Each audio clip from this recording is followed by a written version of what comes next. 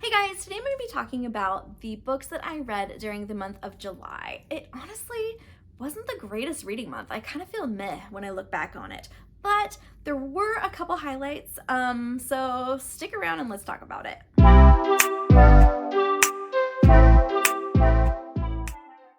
So hi, my name's Talia. I love books, I love bandanas. I'm so glad you're at my channel today. I want to say that first, my favorite book of the month was How to Be Remembered by Michael Thompson. I actually did a separate review for this video, so if you haven't watched it yet, go check out that one because that was my favorite book I read in the month of July, and that's probably more important than anything I'm going to say in this video. But I did want to do a video highlighting some other books that I read during the month, or just kind of going through what else I read. I did participate in Journey-a-thon. It was the only reading event I did in the month of July.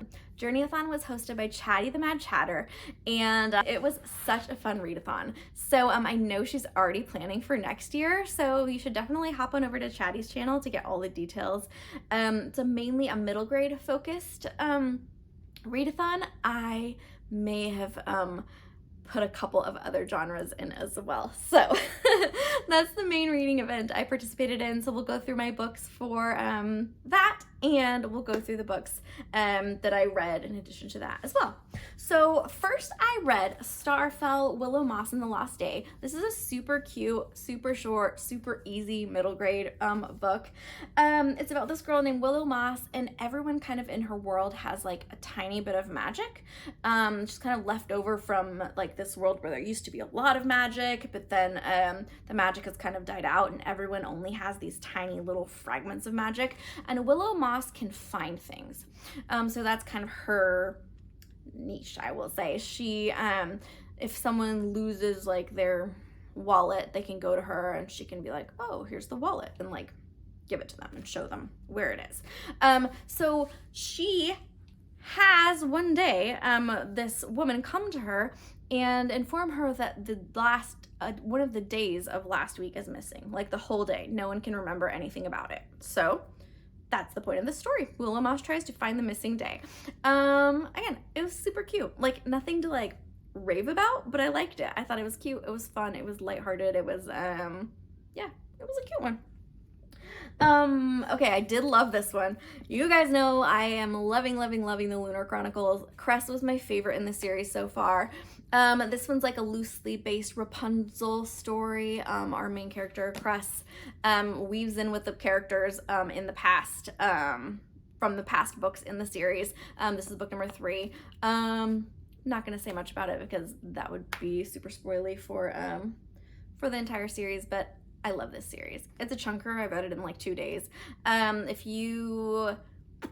like this series because it's YA, but it's not too cheesy. I mean, there's like little bits of cheesy parts in it, but it's not like, sometimes YA, there's like so much like angst and romance. And this one actually was the most angsty that I've read so far, but I love the characters so much that I can't get enough of this. I've actually already read the next in the series, but I didn't read it till August, so we're gonna save that for the next review. But yeah, this 5 stars all the way. Pax I read, and I'm bummed because I didn't like this book, and I picked it up. The character, the title caught my eye because of Pax Panic, obviously, but I didn't love this book. Like, it's about this little fox and he like loses his boy, and it's about them like trying to find each other and get back together. I just didn't like it. There was parts I liked. It didn't really speak to me. I thought the end was like ridiculous, and yeah, I just wouldn't recommend this at all. This is actually already in my unhaul pile. So yeah, that was a bummer. Oh, okay, I finally read The Tea Dragon Society. This was another one that I'm like, I don't really understand the hype. And I think I don't read a lot of graphic novels. So I don't know. I just don't like the format. It's hard for me to get like immersed in the story, and it just felt really choppy. And I mean, it's cute. Like the illustrations are beautiful, and it's cute. It just felt short, and I just didn't really like that one either. So Okay, another one that I was not really feeling was The Sea of Monsters. So this is number 2 in the Percy Jackson series, and I love number 1 in the series. I thought it was great.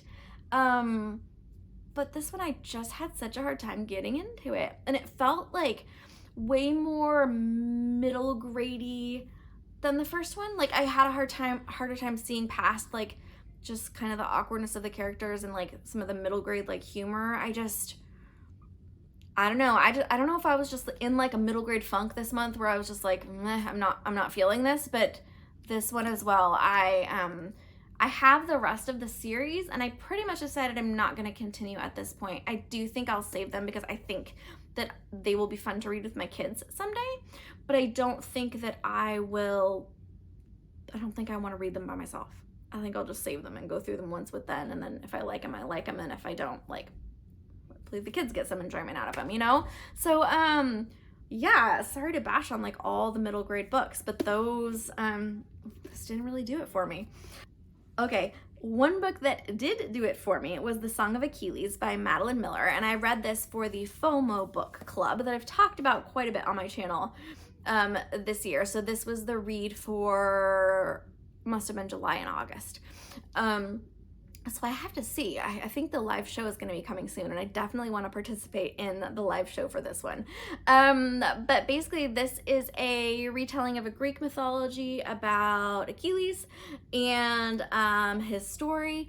And I have not read a lot of Greek mythology, so I was a little bit surprised at how like depressing it was. Like it was kind of depressing from start to finish with like a little rays of hope, and then like my soul would come crashing down again. But Madeline Miller's writing is beautiful. Beautiful writing. She sucks you right into the story. There's a little bit of like, it wasn't that graphic. Like it wasn't like smutty or anything. There was a couple times I was like, oh, we could have left that out for my like personal preference of content, but overall, it was really well done. Beautiful love story, beautiful Greek tragedy. I really liked it. I'm super excited to chat with that more when the FOMO Book Club does their live show. The last book I'm going to talk about for July is The Family Game by Catherine Steadman. This was a little bit of a letdown as well. So I loved Something in the Water by Catherine Steadman. I read that one earlier in the summer. I thought that one was amazing. This one fell a little flat for me, which is a bummer because this was one of her newer, I think this was her newest release.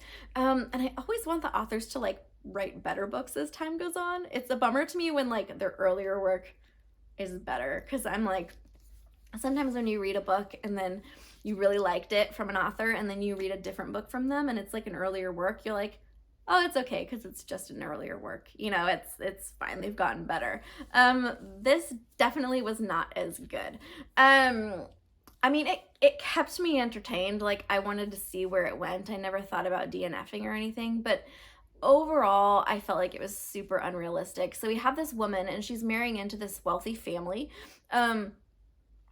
First I want to say I read this as a buddy read with Tara from Tara Talks Books, and it was so fun. We were basically reading it at the same time, which I don't feel happens very often with buddy reads. Like usually someone's like ahead or behind, and we were pretty close to reading it at the same time. So it was super fun, just messaging her back and forth and being like, what do you think about this? Oh my gosh, like, so that was really fun. And I think that made me enjoy this book, made me enjoy this book more than if I would have read it on my own. So thank you, Tara, for reading this one with me.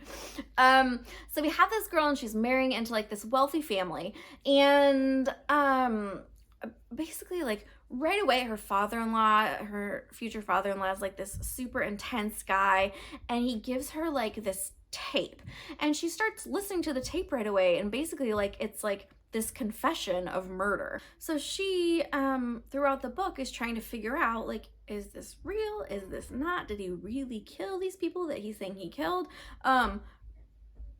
Yeah, and it kind of goes from there.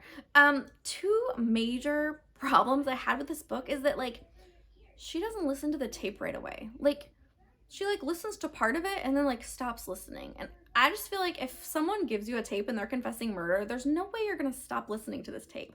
And she starts and stops listening to this tape like 3 or 4 times. She like doesn't have time, or like can't, I don't know. It's it's inexplainable, unexcusable. Like, I just thought that was ridiculous. And she never really thinks about like, oh, maybe I should head for the hills. You know, like maybe I should get out of this. I think she's just like, I don't know. For me, I mean, I understand she's in love with a guy. Like, she doesn't want to like ruin the relationship. She loves him. But the book didn't do a good enough job convincing me that he really was that great and she really did love him. It was just kind of this weird, like, there was not enough character development for me to believe that she would stay in this relationship. There was just, I just didn't like it. So that was a bummer. So that wraps up July. Too bad about that. I will say August is going better, so hopefully we'll have a better review. And again, I did love How to Be Remembered by Michael Thompson. It is advertised as being for people who like The Invisible Life of Addie LaRue, which I love. So definitely go check out my previous review, because I did like a whole little review. I felt like it needed a separate space on my channel, so I gave it that. So yeah, I hope you're doing well wherever you are. I hope you take some time today to read a good book or two. And if you're having a bad hair day, just wear a bandana. Bye.